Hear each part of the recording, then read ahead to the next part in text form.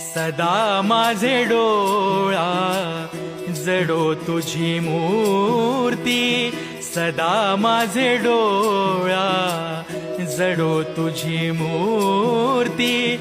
रखुमाईच्या पती सोयरिया, गोड तुझे रूप गोड तुझे नाव.